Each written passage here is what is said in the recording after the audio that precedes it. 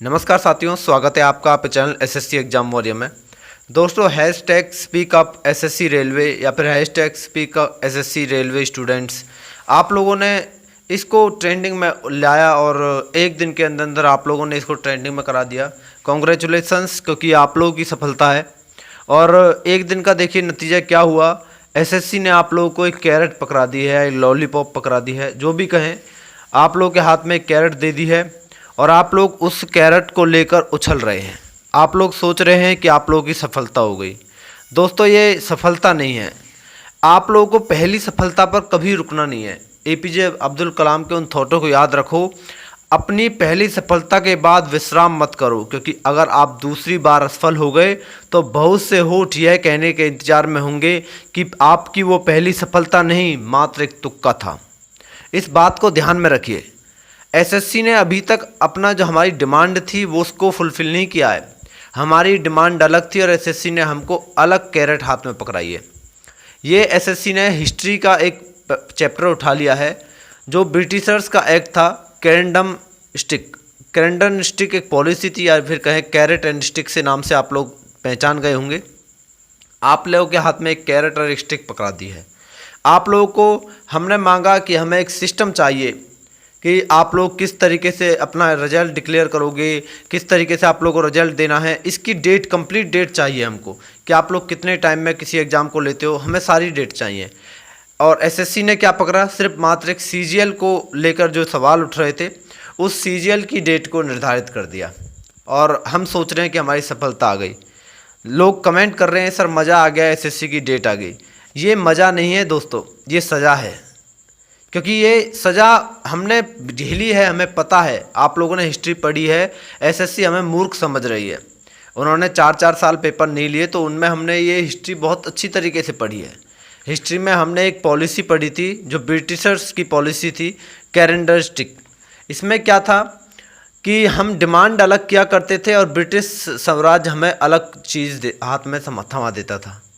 बार बार जब भी हम किसी चीज़ की डिमांड करते थे तो वहाँ पर पॉलिसी निकाल दी जाती थी ब्रिटिश के द्वारा, और हमें लगता था कि नई पॉलिसी आ गई है, इसमें हमारा भला होगा। क्या पॉलिसी हम मांगते थे? पूर्ण स्वराज की। और ब्रिटिशर्स क्या करते थे? हमें डोमिनियन स्टेट की मांग रखते थे कि डोमिनियन स्टेट हम आप लोगों को बना देंगे।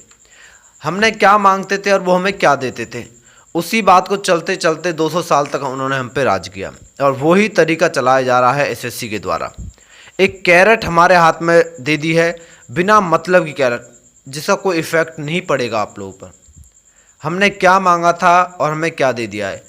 अगर हमें कैरेट मिली है तो इसका मतलब ये समझ लीजिए कि एसएससी को हमारी बात से फ़र्क पड़ रहा है।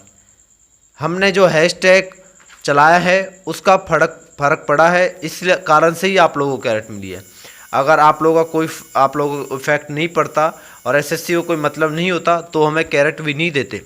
लेकिन हमें पूरा खेत चाहिए, हमें कैरेट नहीं चाहिए। हमें पूरा सिस्टम चाहिए कि आप लोगों को किस तरीके से आप लोग रिजल्ट डिक्लेयर करेंगे, किस तरीके से रिजल्ट डिक्लेयर होगा, ये हमें चाहिए। एक और बात दोस्तों, आप लोग जब ट्विटर पे आएंगे तो ट्विटर पे आप लोगों ने देखा होगा बहुत सारे एजुकेटर्स हैं, बड़े बड़े एजुकेटर्स हैं, जिन्होंने अपने नाम के आगे बेरोजगार शब्द लगाया है। काफ़ी अच्छी पॉलिसी है ये भी, इसको ज़रा आप लोग अपना के देखेंगे तो अच्छा होगा। यहाँ पर अभिनय सर की हम ट्विटर अकाउंट को खोलते हैं तो यहाँ पर इनका नाम है बेरोजगार अभिनय मैथ। इन्होंने अपने नाम के आगे बेरोजगार लगाया है। मैं हूँ बेरोजगार, सरकार को जगाओ। ये इन्होंने काफ़ी ज़्यादा ट्वीट करते हैं अभी इस मैटर के ऊपर। ये बहुत सारे ट्वीट इनको आप लोगों को देखने को मिल जाएंगे। यहाँ पर दोस्तों इन्होंने जो ट्वीट किया है ये काफ़ी अच्छा मुझे एक ट्वीट लगा। उस ट्वीट को आप लोगों को दिखा देता हूँ कि आप लोग बेरोजगार शब्द आप लोगों का कितना ज़्यादा इम्पोर्टेंट हो सकता है। बेरोजगार आप लोगों को अपने नाम के आगे क्यों लगाना है। दोस्तों ये एक बेरोजगार वर्ड नहीं है, ये क्रांति है। आप लोग इसको यूज करेंगे तो कहीं ना कहीं इम्पैक्ट पड़ सकता है, क्योंकि अगर हम इस ट्विटर के ट्रेंड को ज़्यादा समय तक नहीं चला सकते। ट्विटर का ट्रेंड एक कुछ समय के लिए होता है, कुछ पल के लिए होता है।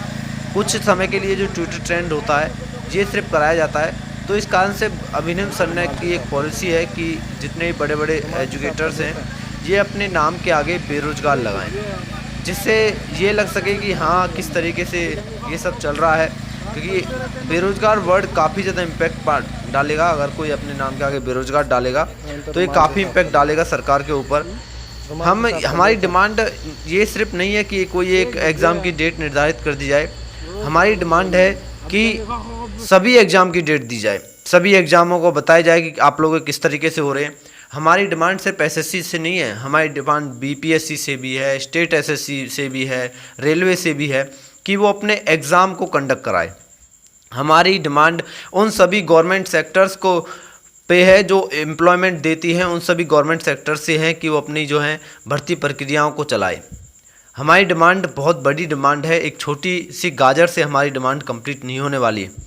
दोस्तों यहाँ पर आप लोगों के लिए अगर किसी कैंडिडेट को बेरोज़गार वर्ड अपने नाम के आगे लगाने में शर्म आ रही है तो वो समझे कि बेरोज़गारी का मतलब वो समझे। पहले इकोनॉमी में जाकर कोई सोच रहे होंगे कि हमें रोज़गार मिल गया तो मात्र एक छोटी सी काम जो आप लोग की एजुकेशन क्वालिफिकेशन से काफ़ी कम मिला है तो वो रोज़गार नहीं होता है, उसको बेरोज़गारी में ही रखा जाता है। आप लोग इकोनॉमिक्स में जाके पढ़ लीजिएगा। और जिसको रोज़गार मिल गया है उनको भी पता है कि वो किस तरीके से एसएससी और रेलवे से लड़ झड़ कर कितने सालों में उसने रोज़गार पाया है, तो वो उस बात को ध्यान में रखते हुए इस ट्विटर कैंपेन में पार्टिसिपेट कर सकता है। ये ट्विटर कैंपेन सबके लिए खुला है, मात्र उन कैंडिडेट के लिए नहीं है जो बेरोज़गार हैं, उन कैंडिडेट के लिए भी है जिनको रोज़गार सही ढंग का नहीं मिला है। दोस्तों ये आप लोगों के लिए ही बात है कि ना मैं चोर हूँ ना चौकीदार हूँ, साहब मैं तो बेरोज़गार हूँ। इस बात को याद रखते हुए आप लोगों को ट्विटर पर ट्रेंड कराना है, लगातार ट्विटर हैंडल पे आप लोगों को लिखना है, ट्वीट करना है।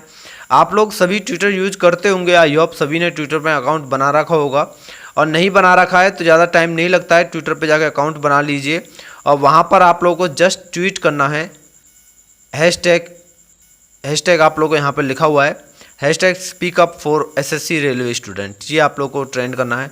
आप लोग स्पेलिंग देख लीजिएगा, बाकी आप लोग जब टाइप करेंगे तो आप लोग का लिखा आ जाएगा, कोई प्रॉब्लम नहीं होगी। वहाँ पर लिखा होता है कि क्या आप लोग को डालना है हैशटैग, तो कोई भी गलत हैशटैग मत चूज़ कीजिएगा, आप लोग को सही हैशटैग चूज़ करना है। स्क्रीन पर भी आप लोग का हैशटैग आ रहा होगा, इस हैशटैग पर आप लोग को ट्वीट करना है। यहाँ पर दोस्तों आप लोगों को सभी को अपने नाम के आगे बेरोज़गार लगाना है, जो लगा सकते हैं वो लगा लीजिएगा।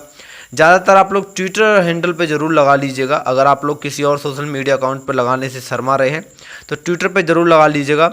अभिनव सर ने ये बात सभी से कही है, सभी शिक्षकों को अनुरोध किया है, गुजारिश की है कि वो अपने फेसबुक, इंस्टाग्राम, ट्विटर आईडी पर बेरोज़गार शब्द का यूज करें, क्योंकि ये जो ट्रेंडिंग है वो कुछ समय तक के लिए रहेगा।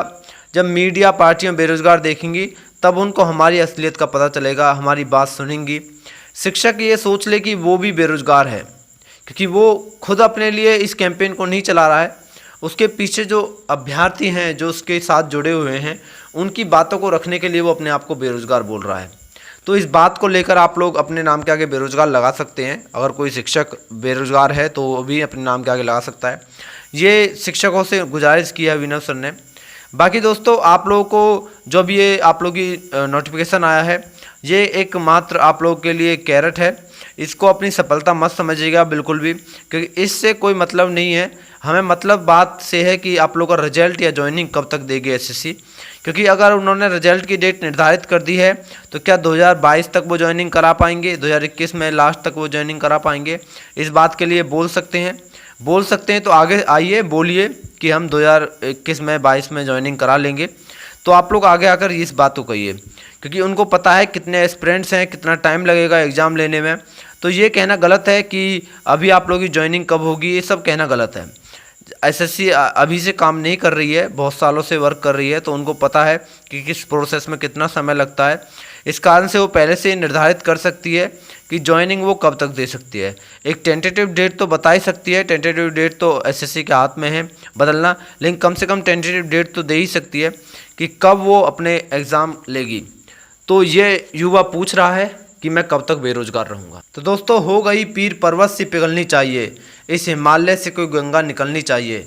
मेरे सीने में नहीं तेरे सीने में सही, हो कहीं भी आग लेकिन आग जलनी चाहिए।